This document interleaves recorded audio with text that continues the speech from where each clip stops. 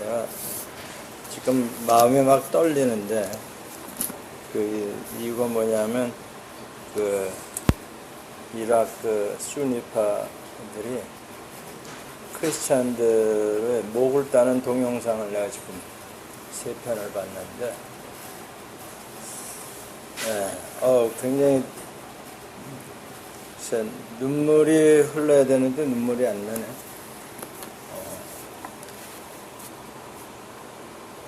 그 이념이라는 게 얼마나 무서운가를. 근데 사실은 제가 캄보디아에서 그 킬링필드에 갔을 때 그때도 사실은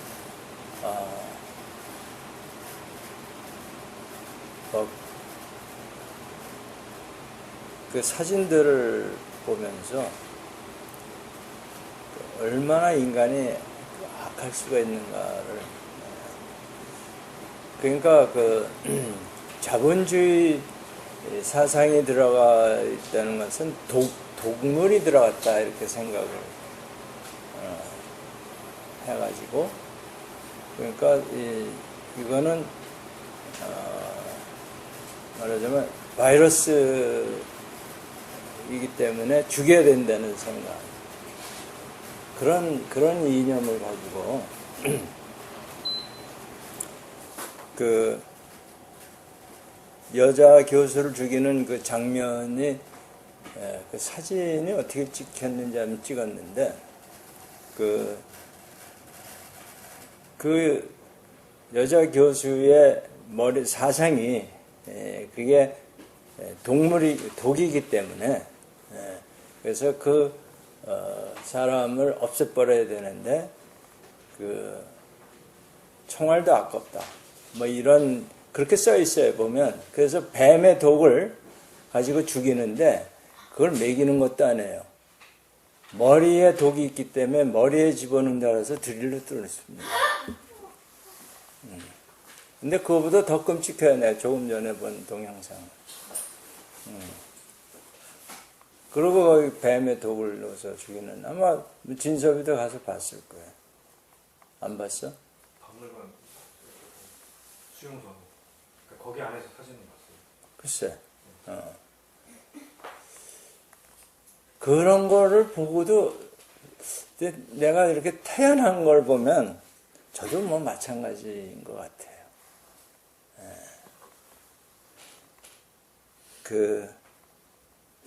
그 이념이라는 게 사실 사도 바울도 그랬던 거나 다름없어요. 스테반 집사가 돌로 처형을 받을 때 사실 그때 열렬히 그걸 서포트 했잖아요. 직접 참가하지는 않았지만.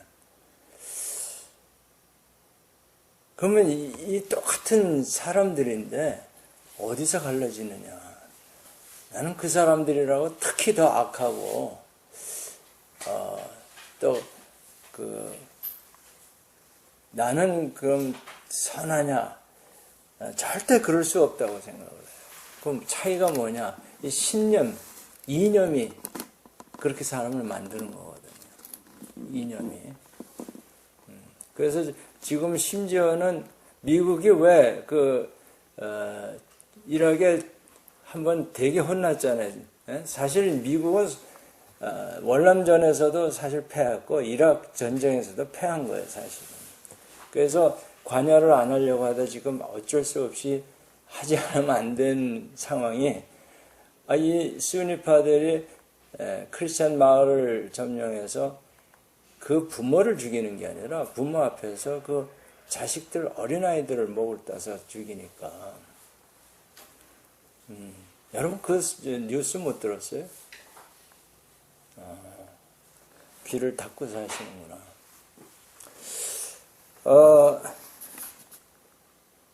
그래서 내가 오늘 설교 준비한 거는 치우고 고린도후서 3장 6절로.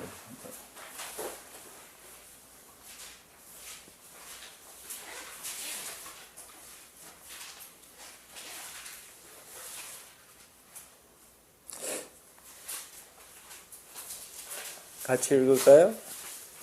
그가 또한 우리를 새 언약의 일꾼 되기에 만족하게 하셨으니 율법 조문으로 하지 아니하고 오직 영으로 함이니 율법 조문은 죽이는 것이요 영은 살리는 것이니라. 이 율법 조문이라는 게 뭐냐면 그 이념, 무슨 이즘이라는 거죠. 이즘. 예. 또는 가치관, 세계관 뭐 이렇게 할 수 있는데 이 굉장히 그래서 이제 그 먼저 성경에는 의문이라고 했어요. 의문. 예. 그걸 이제 알기 쉽게 율법 조문이다 이렇게 했는데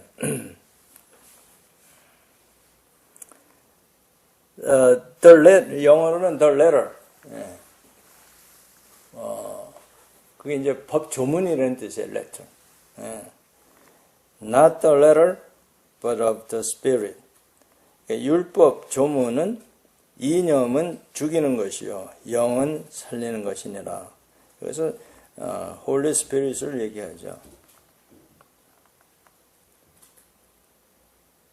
그러니까 우리가 잘못하면 우리가 부르짖는 정의라는 게 사람을 죽이게 돼 있어요. 지금 우리 대한민국에서도 사실은 칼만 안 들었지 서로들 엄청 죽이잖아요. 막말로 그 사람 죽이는 겁니다. 그 막말 때문에 자살하는 사람 많아요.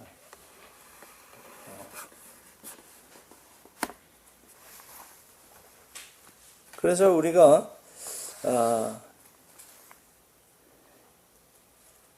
성령을 받았다고 하면서도 믿지 않는 사람들처럼 오늘 아침에 제가 메시지 보낸 것처럼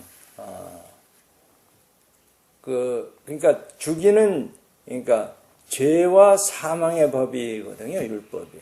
예. 율법이 다루는 게 뭐냐면 죄를 깨닫게 하는 거고 네가 죄를 졌으니까 너는 죽어야 된다는 거거든요. 예. 그 죄의 그 사기 죄값이 사망이기 때문에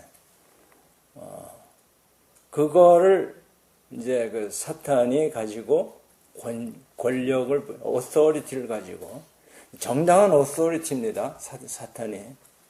그게 언제 그런 그 권세를 받았느냐? 아담이 그의 말을 그 옛뱀의 말을 듣는 순간 그의 종이 돼서 아담이 가졌던 그 다스리는 권세가 거기서 넘어가는 겁니다. 사탄에게. 그래서 사탄이 정당하게 그 권세를 받았어요. 뺏은 것도 아니에요, 사실은. 아담이 하와가 그의 말을 따랐기 때문에 그의 종이 되어버린 거죠. 그러니까 여러분이 누구의 말을 듣느냐에 따라서 여러분의 소속이 결정되는 거예요. 그런데 그 하나님으로부터 의롭다함을 받았음에도 불구하고 육신의 정욕에 유혹을 따르면 그럼 다시 그 사탄의 종이 되는 거예요. 그래서 이제 구원을 잃어버릴 수도 있다는 말씀이 히브리서 6장에 나옵니다. 그런데 장로교에서 예정론에서 한 번 구원받으면 그거는 이제 구원을 잃어버릴 수 없다. 근데 그것도 맞아요. 그 양면이 있는데 그럼 어디서 그걸 구분하느냐? 저도 모르겠어요. 양면이 다 있는 게 확실해요. 그러니까 소위 이제 신학적으로 예정론과 의지론이 공존하고 있거든요. 그러면 이게 뭐냐? 그게 바로 이제 인간의 사고의 한계예요. 우리의 인간의 사고의 능력으로는 입체적으로 생각할 수가 없어요. 차원이 굉장히 높은 거기 때문에 하나님의 생각이라는 게 하나님의 뜻이라는 게 차원이 굉장히 인간의 차원하고 달라요. 우선 영의 차원 아니에요. 그래가지고 우리가 그 사물을 볼 때 자기가 보는 각도에서만 그 사물이 이렇게 생겼구나. 여러분이 저를 지금 앞에서 보고 있는데 저희 얼굴이 이렇게 눈, 코, 뭐 이렇게 생겼다 하지만 옆에서 보면요 전혀 다른 그림입니다. 그러니까 어느 쪽에서 보느냐에 따라서 그 오브젝트가 달리 보일 수 있는 것처럼 하나님의 말씀을 어느 각도에서 보느냐에 따라서 달리 들린다 이런 말씀. 굉장히 어려운 거예요 사실 하나님의 말씀을 듣는다는 게. 그러니까 계시록에서 보면 그 천국의 아름다움 하나를 표현하는데도 인간의 언어는 모자르기 때문에 보석을 도입해서 그 아름다움을 표현하는 걸 우리가 알 수 있듯이 하나님의 말씀을 깨닫는 것은 이거야말로 하나님의 은혜가 없으면 안 되는 거예요. 영적인 차원에 눈이 열려야 되는 거예요. 인간의 언어로 아무리 명강의를 해도 얘는 알아들을 수가 없는 거예요. 차원이 다른 이야기이기 때문에. 그래서 사도 바울이 말씀을 전할 때에 그 달변으로 하지 아니하고 능으로 하나님의 능력을 보여주겠다는 거예요. 너희들이 고린도 교회에 대해서 굉장히 말들이 많은데 내가 가서 너희 말을 알아보겠다는 게 아니라 능력을 알아보겠다고 하는 거예요. 하나님의 능력이 나오겠느냐. 우리 NIBC 예수교회에 하나님의 능력이 거번하고 있느냐. 굉장히 중요한 말씀이에요. 또 개인 신앙생활에서도 나의 삶을 하나님의 그 영이 나를 지배하고 있느냐. 나를 인도하고 있느냐. 그러니까 예정론이 맞냐, 의지론이 맞냐, 이거 가지고 시간 보낼 이유는 없다고 생각을 합니다. 천국 가서 그 차원이 되면 그때 아마 우리가 알 수 있지 않을까. 밝히 알 수 있다고 예수님이 말씀하셨어요. 얼굴 대 얼굴을 마주 볼 때. 우리는 지금 마주 못 보잖아요. 그래서 그때까지 좀 참으시고 성경에서 나타내 주시는 것은 체크리스트는 여러모로 보여주셨어요. 그러니까 내가 지금 이 성령의 인도함을 따르고 있느냐, 즉 성령의 열매를 맺고 있느냐.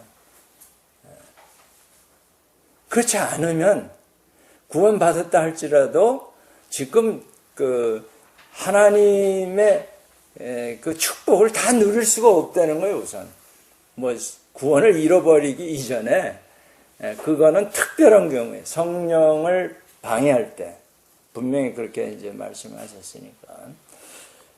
그러나 여러분이 그 하나님의 말씀에 순종하지 않았다고 해서 지금 벼락 맞아서 죽는 건 아니에요.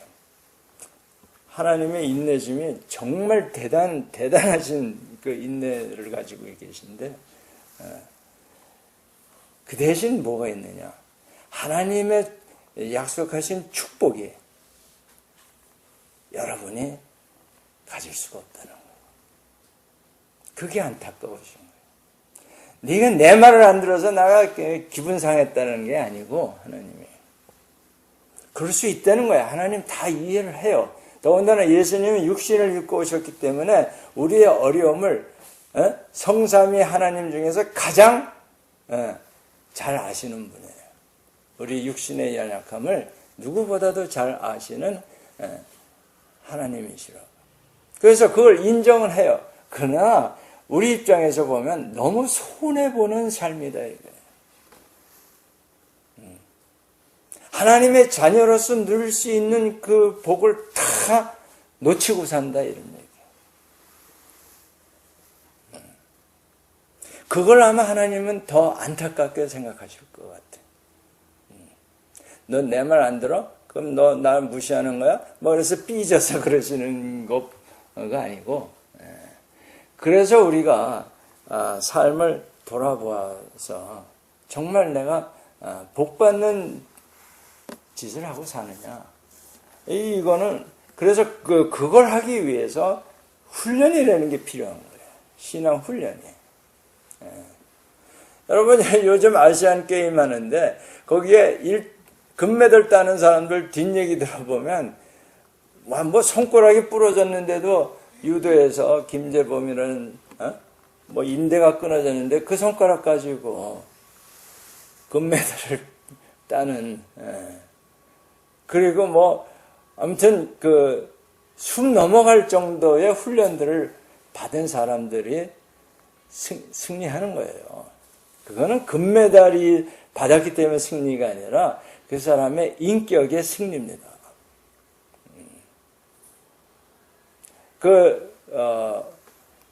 바르셀로나에서 올림픽 할 때 황영조가 마라톤에서 정말 올림픽에 꽂힌 그 마라톤에서 금메달을 땄는데 그 후에 인터뷰하는 걸 내가 우연히 들었는데 훈련을 할 때 정말 옆에 이제 훈련할 때 차가 따라가잖아요.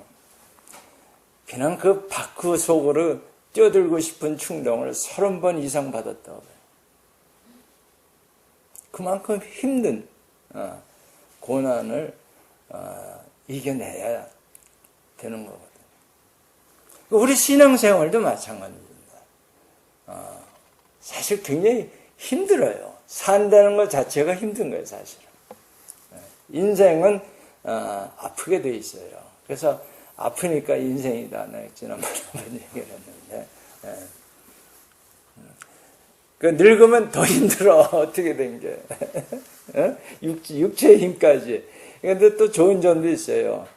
육체가 약하니까 많은 욕심이 없어지는 그런 득도 있는 것 같아요. 그런데, 자, 율법의 조문에 대해서, 얼마 전에, 며칠 전에 우리나라 양승태 대법원장이 이분이 믿는 사람인지 아닌지 난 모르겠는데 여러분이 알아보세요. 근데 그분이 멋진 말을 했어요. 자기 혼자만의 가치관이나 주관적인 신념을 양심과 혼돈해서는 안 된다. 많은 사람들이 지금 신조를 가지고 그리고 양심 뭐라 그래? 양심선은 그런 생각을 가지고 막말들을 막 쏟아내는데 혼돈한다는 거예요. 착각한다는 거예요. 그러니까 이분은 재판에 관해서 얘기하시는 거예요. 법관이 따라야 할 양심. 법관이 따라야 할 양심은 어떤 거냐? 건전한 상식과 보편적 정의감에 기초한 직업적인 양심을 말한다는 거예요. 법관의 양심. 저는 건축 설계를 하지만 건축가로서의 양심. 그래서 슬쩍 하나 빼버리면 집이 무너지지 않습니다. 뭐 한두 개 빠진다고. 그래가지고 한국에 일어난 게 삼풍백화점 무너진 거. 오늘 이창남 장로님이 건축사에 기고한 글을 보내주셔서 읽었는데 지난 한국 50년 사이에 건설업의 변화와 건축 구조사의 위치에 너무 아주 잘 표현을 하셨더라고요. 그러니까 참 아슬아슬하게들 여러분이 살고 있었어요. 정말 운 좋아서 살아남은 거예요. 아까 탁승호 박사님도 그렇지만 비행기 타고 가는데 우리도 모르지만 엔진이 4개 프로펠러가 아니라 제트 엔진이라도 4개 중에 3개는 끄고도 하나 가지고 간다는 거예요. 왜 그렇게 디자인을 했냐면 번개도 치고 벼락도 맞고 뭐 새가 끼어들기도 하고 그랬을 때 갈 수 있게끔, 그러니까 엄청나게 안전하게 디자인을 한 거다 이런 거죠. 근데 그 안에 탄 사람들은 릴릴리 뭐 마음 편하게 자고 마음 편하게 들어 뉴욕에서 오셨고 지금 허순지는 아마 지금 비행기 타고 오고 있는 중일 거예요. 모르면 편안한 거예요.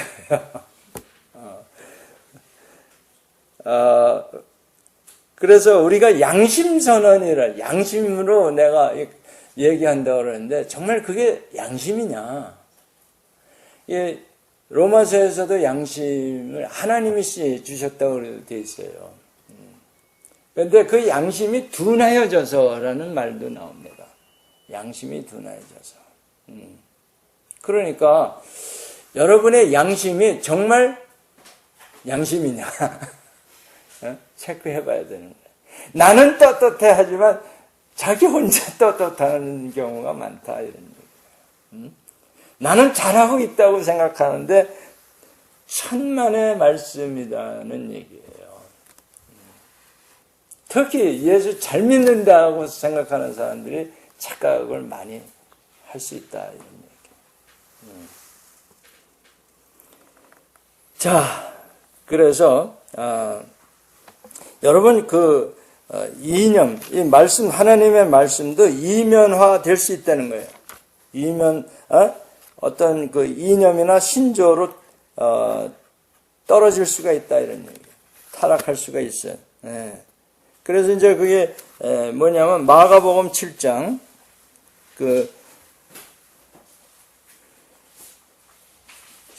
10절에 보면 모세는 내 부모를 공경하라.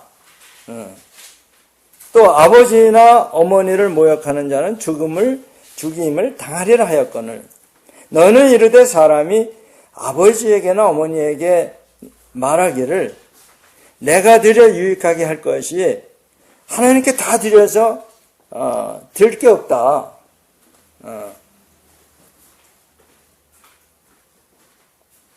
그러면 내가 뭐냐?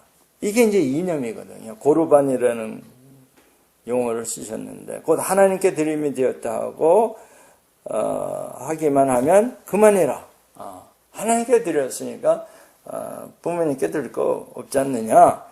자기 아버지나 어머니에게 다시 아무것도 하여 드리기를 허락하지 아니하여 너희가 전한 전통으로 하나님의 말씀을 폐하며 또 이 같은 일을 많이 행하느니라.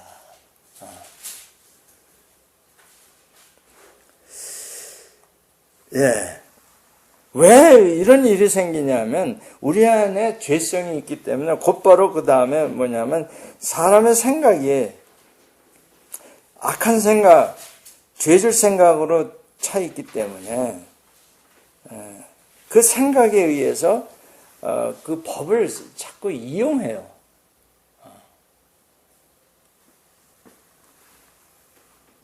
그래서 이거 어떻게 해야 되느냐? 제가 리더십에서 이야기를 계속 7번째 나눴는데 훈련을 제가 굉장히 강조를 했어요. 아까도 말씀드렸지만 훈련 안 받고 되는 게 아무것도 없습니다.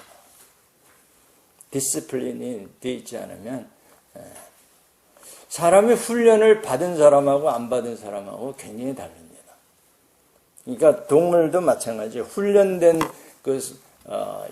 소하고 훈련 받지 않은 소하고 행동하는 게 전혀 달라요. 그래서 프로는 망아지 같다는 말이 거기서 나오는 건데. 그래서 이제 모세의 5번째 계명, 내 부모를 공경하라. 근데 이 부모라는 게 이제 자기 고륙 친척 안에, 그렇죠?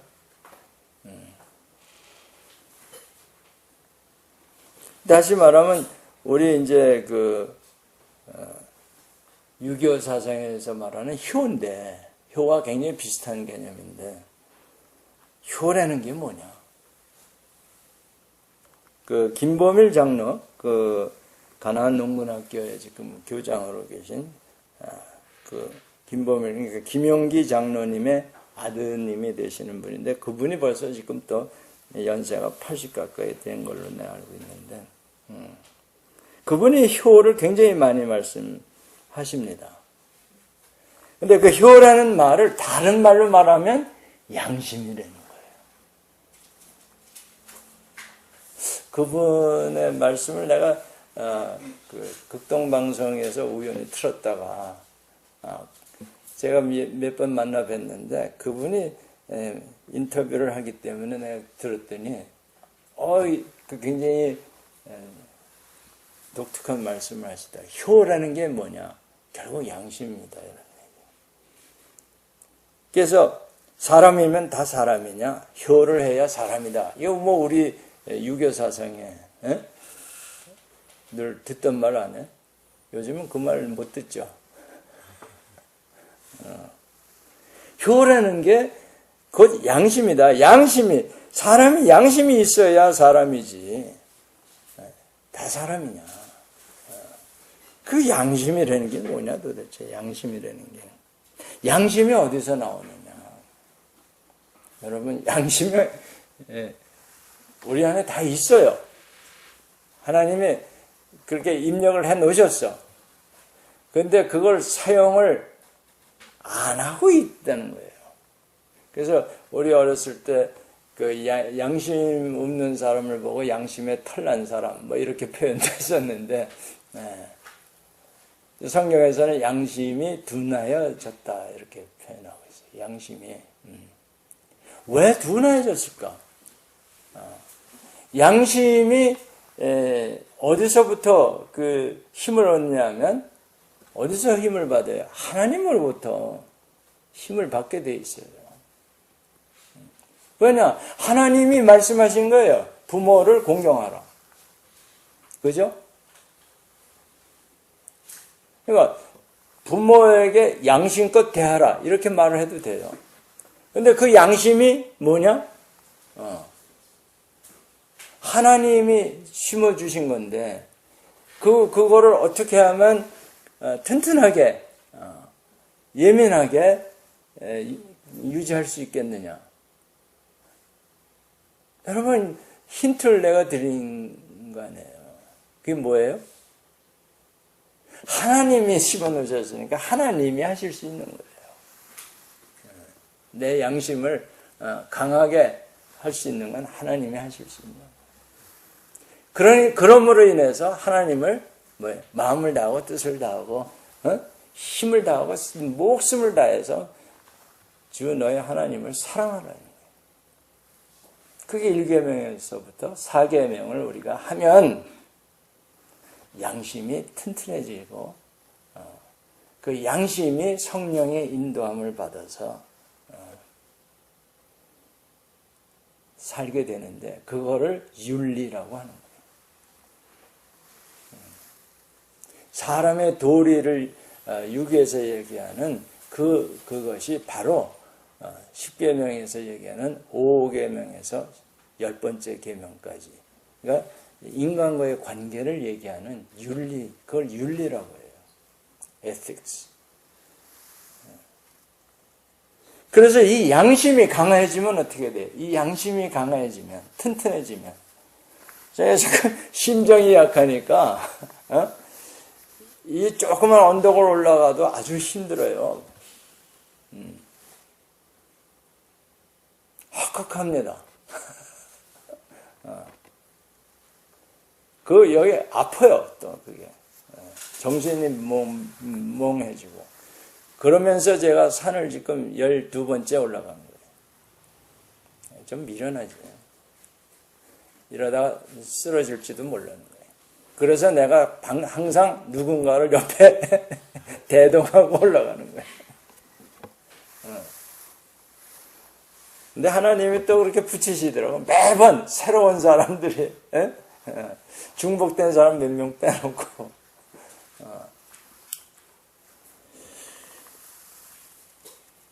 이게 양심이 이제 강해진다는 걸 이분 표현에 의하면 김범일 장로님, 사람이 변하면 종족이 변하고 민족이 변하고 민족이 변하면 나라가 변한다. 이게 다 연결되어 있는 겁니다. 나의 양심으로 인해서 민족이 변한다는 거예요. 도산 안창호 선생의 그 양심 때문에 많은 한국 사람들이 변했거든요.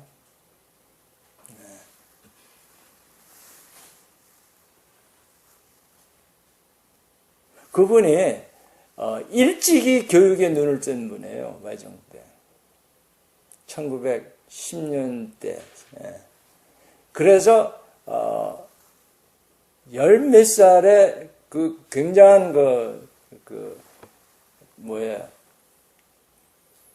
강연이라고 그럴까? 아무튼 굉장히 일찍 깬 사람이에요. 그래가지고 미국 유학을 갑니다. 근데 미국 유학을 해서 LA에 내릴 때의 첫 장면이 뭐냐면 한국인들 같은 사람들이 상투를 서로 쥐어잡고 싸움하는 모습을 보게 된 거예요. 그래서 한국 사람들 모여 사는 데 가봤더니 더럽고, 정말, 여러분, 문창극 장로님이 한국 개화기에 외국 선교사님들이 왔을 때 정말 더럽고 게으르고 했다는 게 한국에서뿐만이 아닙니다. 미국에 가 있는 그 교포들도 그렇게 살았어요. 왜 그럽니까? 그게 하나님을 모르면 그렇게 돼 있어요. 한마디로 얘기해서. 그래서 그분이 유학 공부 포기합니다. 빗자루 들고 한국 사람들 사는 동네에 가서 청소해주고, 집에 들어가서 청소해주고, 커튼 같은 것도 없고, 그 외국 사람들하고 너무 다르게 사는 거예요. 그래서 커튼 만들어서 창문에다 달아주고, 그러면서 봉사를 한 거예요. 공부 때려치고. 그랬더니 거기에 사는 미국인들이, 야, 너희 한국 사람들 중에 훌륭한 리더가 온 거 아니냐? 뭐 아무도 안 왔다. 누구 얘기예요? 이 청년 안창호. 자기 스스로도 자기가 리더인 줄 몰랐어.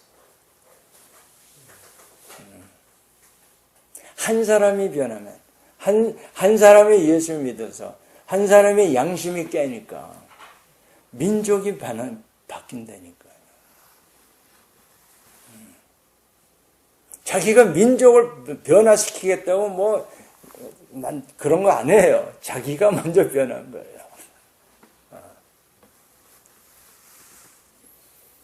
지금 한동대에 갔더니, why not change the world? 하는데, 니나 변해라. 니나 먼저 변하라. 내가 변하지 않는데 어떻게 우리 가정이 변하고, 내가 변하지 않는데 어떻게 우리 교회가 바뀌고.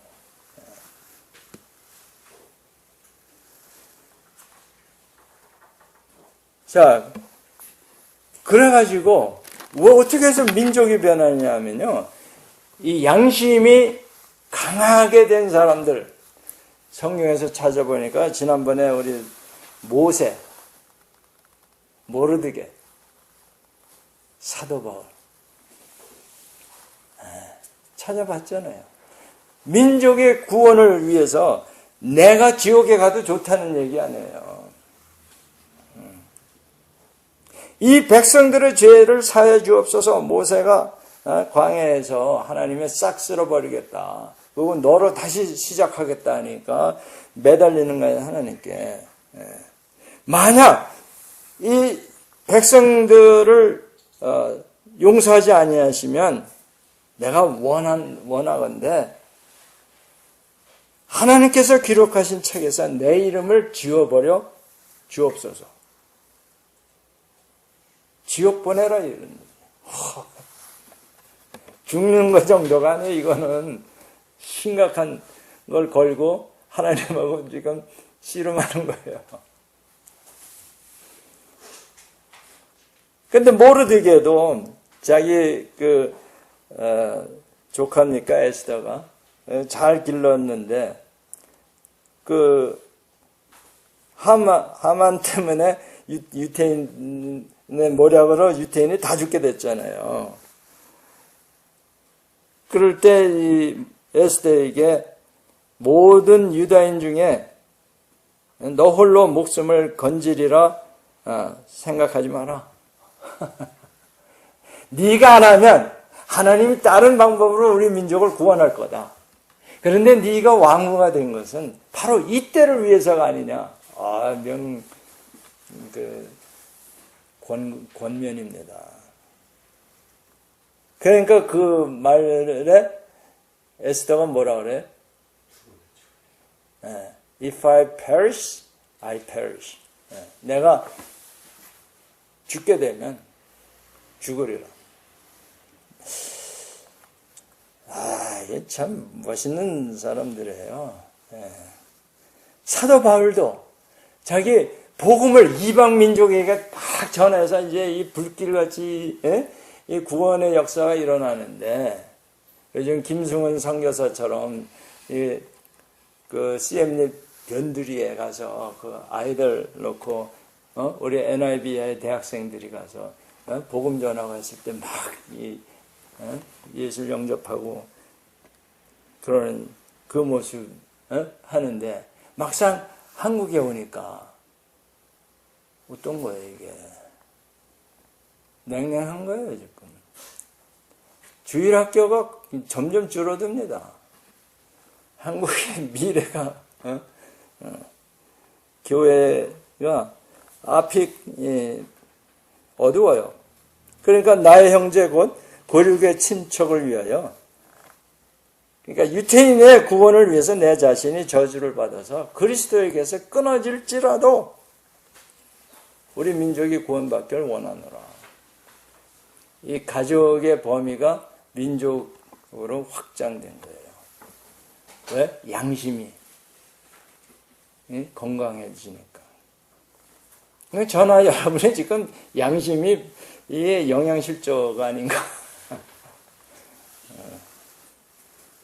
그런데 사실은요, 이분들도 훌륭하지만 진짜 민족을 생각한 게 예수님입니다.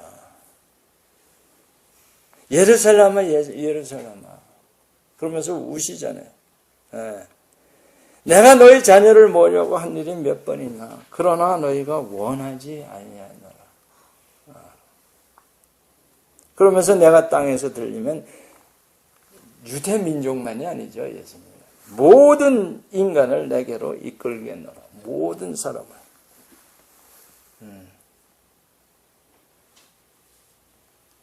그러면서 예수님이 그러면 민족만을 위해서 무슨 머리띠 내고 시민운동 했느냐? 아니잖아요. 그죠? 그죠? 뭐 하셨어요? 예수님 어떤 분이에요? 어떤 분이에요?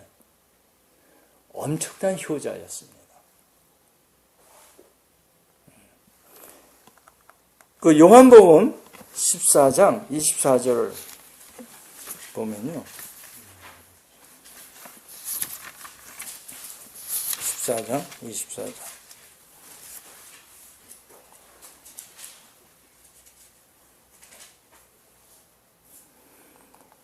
자, 너희가 듣는 말은, 지금 내가 말하는 것은 내 말이 아니요.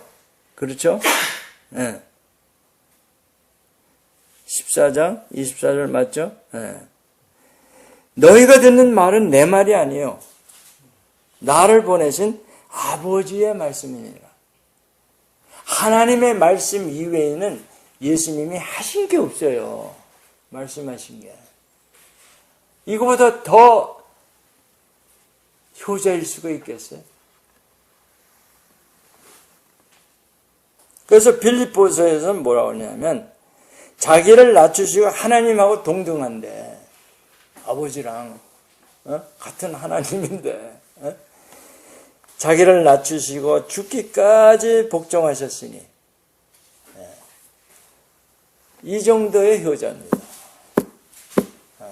그러니까 세상이 변하는 거 아니냐 이거예요. 예수님이 오셔서 시민운동 한 적 없습니다. 걸기대회 한 적 없어요. 무슨 군대를 조직해서 무슨 혁명을 일으킨 적도 없어요.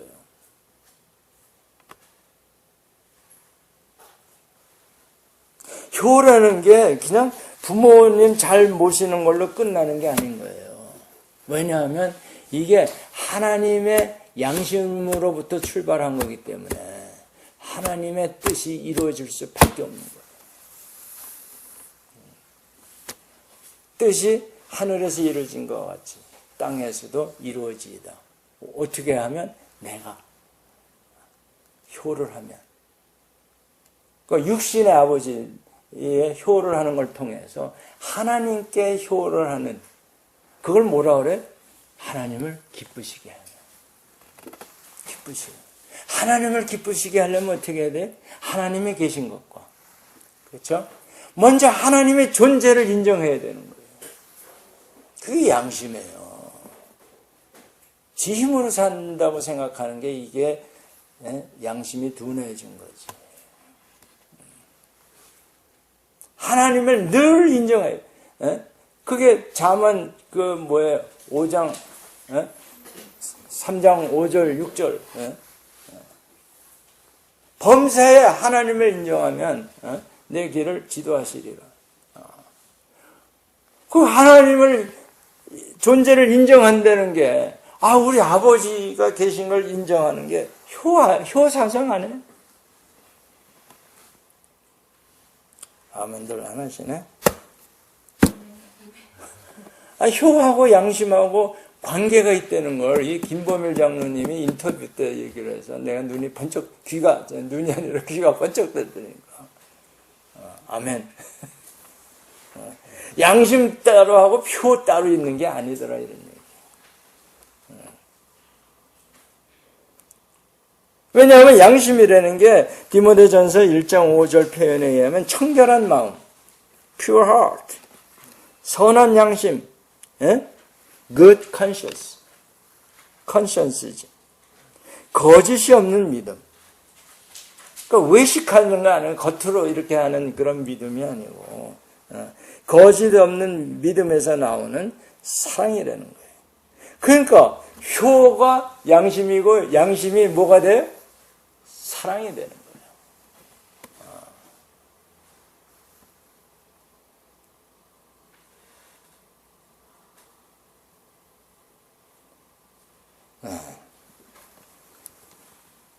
그래서 이 김영기 그 설립자 가난농군학교에서는 그래서 의식혁명을 하자, 생활혁명을 하자, 인격혁명을 하자 해서 정신훈련에 포커스를 둔 거예요. 농군학교라서 농업 가르치는 게 목적이 아니라 사실은 정신을 개조하는 거였어요. 한국 사람들. 네거티브한 생각들 개조하는 거예요.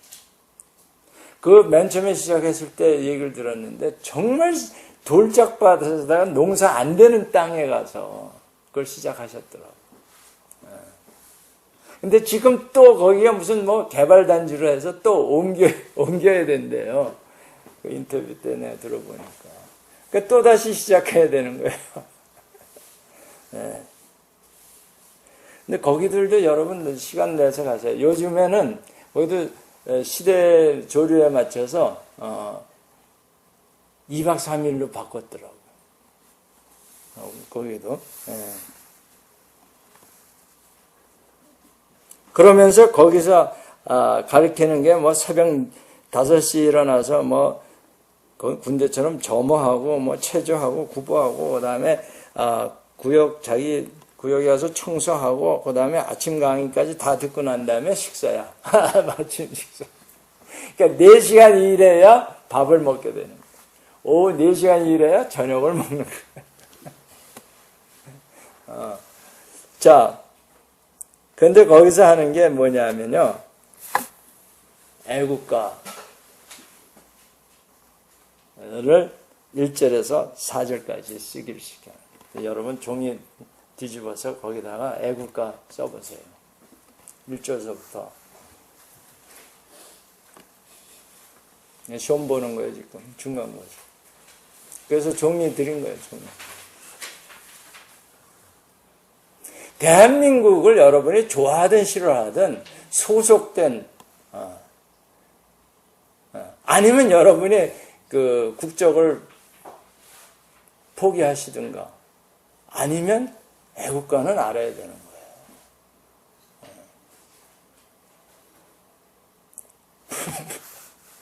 거예요. 1절도 못 써? 펜이 없어?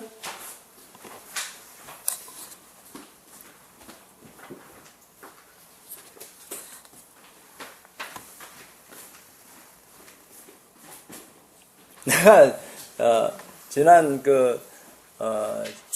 주일에 우리 한동대학교에 가서 우리 한동 NIBC 그룹에 이걸 시켜봤더니 그래도 제법 알더라고요.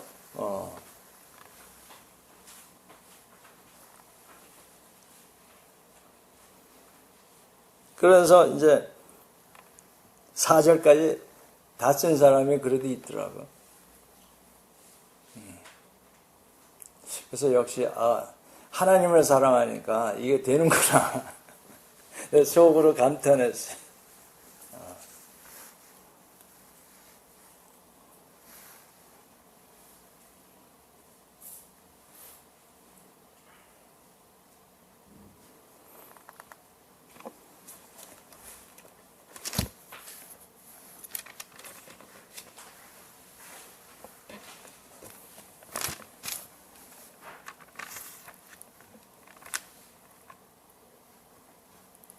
제가 북한에 갔을 때, 낮은 선봉에 갔을 때에, 사진 찍다가 그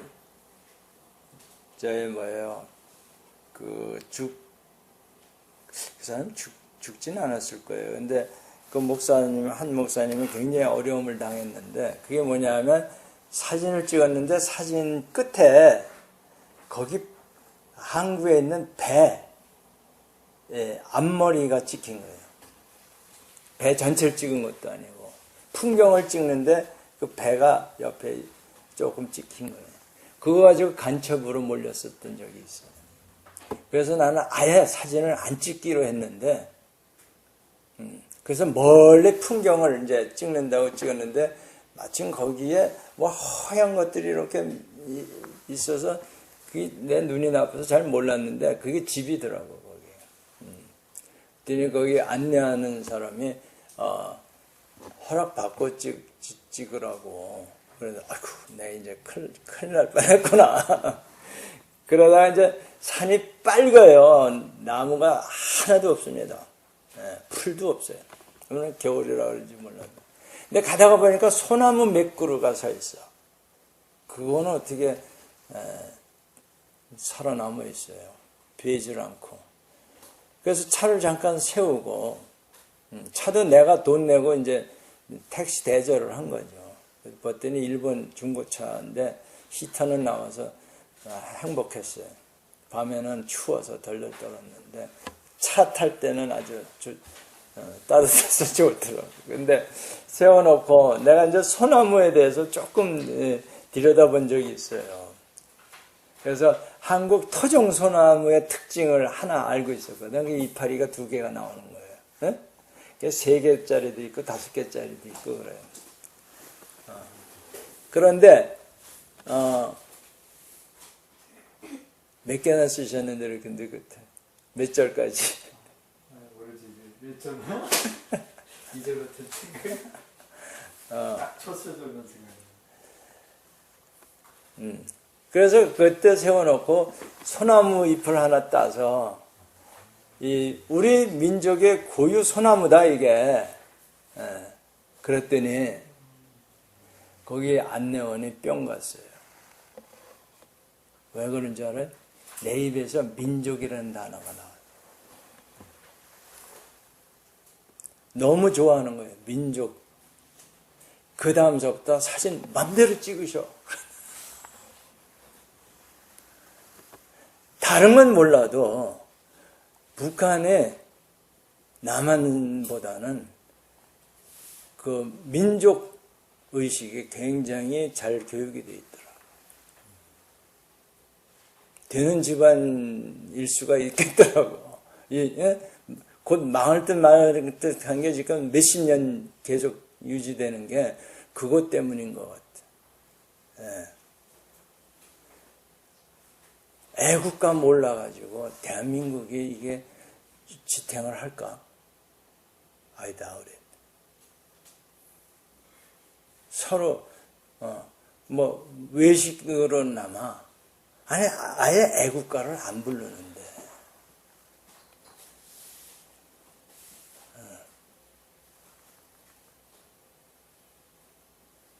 그 다음에 이 가나안 농군학교에서 그 애국가 교육시키고 그 다음에 절제하는 걸 교육시키는데 무슨 절제냐면 음식 절제예요. 절대 음식 먹던 거 남기지 못하게 하는 거예요. 정말 적당하게 퍼서 다 먹어라. 근데 요즘번에 이창남 장로님 회사에 가서 정신없이 이제 이렇게 피곤해가지고 현장 다니고 그래서 피곤해서 이제 점심시간에 그분 공장에 가서 점심을 먹는데 그냥 아무 생각 없이 팠는데 밥은 다 먹었는데 나무라고 김치가 수북히 남은 거야. 이렇게 봤더니 이창남 장로님은 깨끗이 다 비웠더라고 트레이를. 아하 이제 큰일 났구나. 그래가지고 국 위에다가 다 빨았어. 그래서 샐러드처럼 두 개를 다 먹고 먹을만 하던데 그렇게 하니까. 근데 내가 한동대에서는 냉길 적이 없어요. 왜냐하면 풀 때 아예 기도를 했어요. 다른 사람은 모르지만 속으로 적당하게 푸게 해달라고. 그렇지 않으면 이 눈에 보이는 대로 욕심이 나서 막 담는다고. 다 먹지도 않으면. 그날은 그걸 잊어버린 거야. 그래가지고 위기 탈출을 했는데 정말 음식 쓰레기통에 보니까 얼마 없더라고. 쓰레기가. 우리 음식 쓰레기 이거 정말 생각해야 돼. 우리 밥 먹는 거.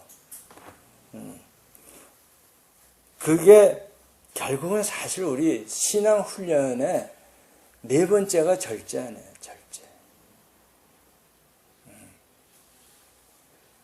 뭐 대단한 거 절제하자는 거 아니에요. 음식 하나만이라도 절제하자. 한국에 와서 첫 번째 들은 게 식당에서 음식 쓰레기가 그것만 가지고도 북한 우리 동포들 먹이고도 남는다고 그러더라고요. 왜냐? 이 이창남 장로님은 나보다 한 7, 8년 위이신데 북한에서 이제 정말 아무것도 없이 내려온 고생 많이 하신 그 집안인데 그때에 부대에서 나오는 꿀꿀이죽이라는 거 있었어요. 요즘 얘기하는 무슨 부대찌개는 그 양반인 거예요. 꿀꿀이죽이라고 그랬어요. 그건 정말 음식 쓰레기통에 버린 거 그거 갖다 끓여서 먹은 거. 그래서 담배꽁초도 나오고 그랬어요. 근데 나는 정말 그런 거는 못 먹어봤어요. 솔직히. 나는 서울에 살아서 그런지 몰라도. 그래서 지금 이창남 장로님은 지금 어딘가에 하나 이게 하는 데가 있대요. 꿀꿀이죽을. 거기 가끔 가신다는 거야. 옛날 생각을 하고.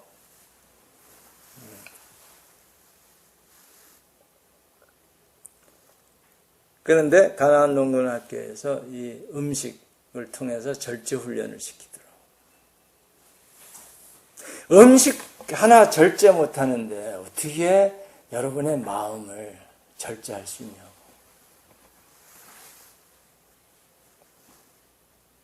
이 식욕이라는 것도 이게 욕망이거든, 사실. 뭐, 그거 없이 어떻게 육신의 정욕, 그걸 어떻게 절제하냐. 안목의 정욕, 막 이생의 자랑, 내가 가진 거 막 자랑하고, 내가, 잘하는 거 자랑하고 싶은 걸 어떻게 절제할 수 있겠느냐. 그러니까 성경 말씀에 뭐예요? 작은 일에 충성하면 하나님께서 큰 것도 맡기신다 그랬는데, 음식 하나 절제 못하는데 어떻게 큰 일을 맡기겠냐. 말 되죠? 그럼 아멘 좀 해요.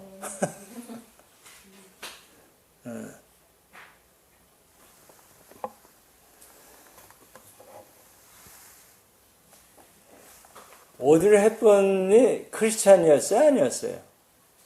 모르죠? 캐톨릭 신자. 그분이 세상을 떠나기 1년 전에, 그게 아마 93년에 돌아가신 것 같은데, 크리스마스 이브에 자기 아들에게 시를 써서 들려주었다는데, 아주 재밌는 글이에요. 매혹적인 입술을 갖고 싶으면 입술 까는 수술하지 말고 친절한 말을 하라. 멋있는 말을 했어. 매혹적인 입술을 갖고 싶으면 무슨 뭐 립스틱 그거 고르느라고 애쓰지 말고 그런 말은 없어요. 그렇구나. 사랑스러운 눈을 갖고 싶으면 사람들에게서 좋은 점을 봐라. 이분 대단한 분이야. 난 몰랐는데. 인물만 그 세계적인 스타 아니야, 영화 배우로. 이분은 얼굴 초상값만 갖고도 1년에 20억이 들어온대요. 사랑스러운 눈을 갖고 싶으면 사람들에게서 좋은 점을 봅시다. 날씬한 몸매를 갖고 싶으면 내 음식을 배고픈 사람들과 나누라. 이게 아들에게 하는 말이에요. 아름다운 머리카락 갖고 싶으면 하루에 한 번 어린이가 손가락으로 쓰다듬게 하라. 머리카락. 그 왜 어린아이들이 이렇게 안으면 머리 이렇게 만지잖아요.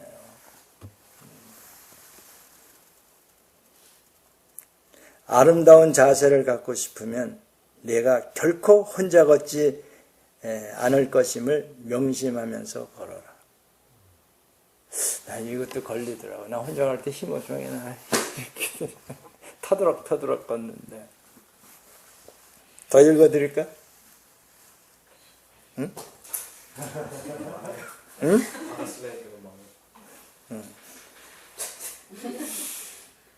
내 끝에 뭐라고 하냐면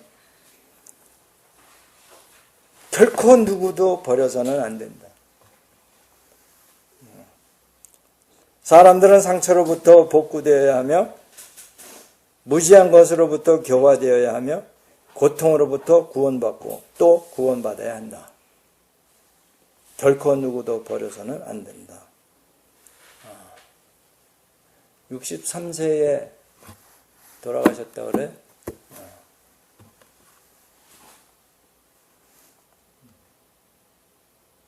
잠언 14장 31절 말씀 있잖아요. 가난한 사람을 학대하는 자는 그를 지으신 이를 멸시하는 자요. 저기 걸린 그림. 저것도 그림이라고 그렸어? 그러면 저 그림이 멸시당하는 게 아니라 이보람이 멸시당하는 거예요. 저걸 그린 사람. 자, 여러분이 다 하나님의 작품이에요. 쟤는 어떻게 저렇게 생겼대? 그러면 하나님을 멸시하는 거다. 이런. 그러니까 궁핍한 사람을 불쌍히 여기는 자는 주를 공경하는 자니라. 그러니까 이게 영적인 것과 이 육적인 것에 연결점이 있다는 거예요. 하나님을 사랑하는 것과 사람과의 관계에 연결고리가 있다는 거예요. 그것을 아는 것이 양심이 아니겠느냐. 근데 그 양심을 하나님이 다 주셨건만 하나님을 모르면 이 양심이 둔해지고 힘을 발휘 못하는 거예요.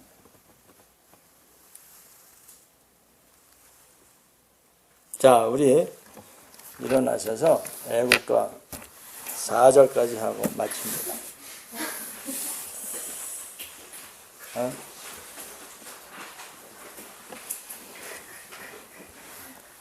이게 또 가사 또 찾느라고 이게 핸드폰 다 걷어들여야 되는데 다 쓰셨어요? 자, 선창하세요. 선창. 피아노 못 쳐? 동해 물건?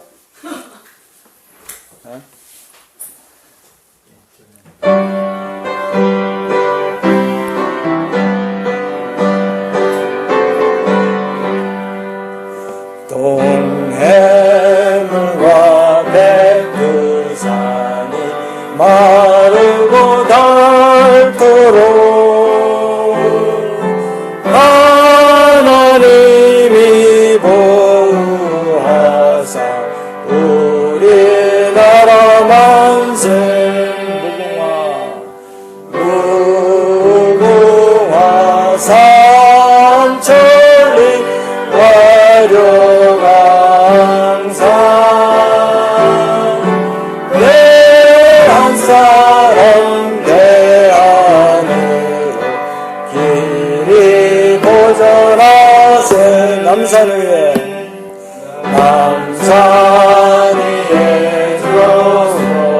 소나무 철갑을 두른 듯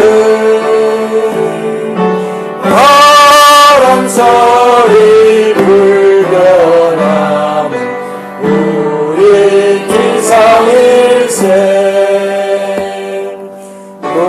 무궁화 삼천리 화려강산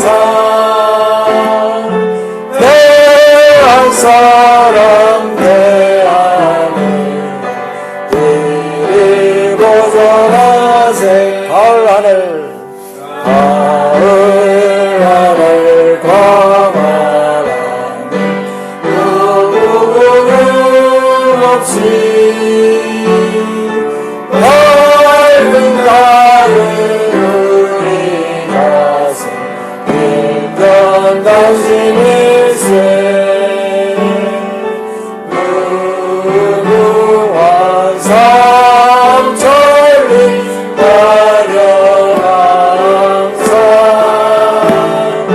대한 사람 대안을 그리고 전하세 이기상과 이 마음으로 충성을 다하여 괴로우나 즐거우나 나라 사랑하세 무궁화 삼천리 화려강산 대한 사람 대안으로 그리고 전하세 주기도문으로 마칩니다. 하늘에 계신 우리 아버지여 이름이 거룩히 여김을 받으시오며 나라의 임하옵시며 뜻이 하늘에서 이룬 것 같이 땅에서도 이루어지이다. 오늘날 우리에게 일용할 양식을 주옵시고 우리가 우리에게 죄진 자를 사하여 준 것 같이 우리 죄를 사하여 주옵시고 우리를 시험에 들게 하지 마옵시고 다만 악에서 구하옵소서. 내게 나라와 권세와 영광이 아버지께 영원히 싸움나이다. 아멘. 자, 오늘 기도는 기도는 늘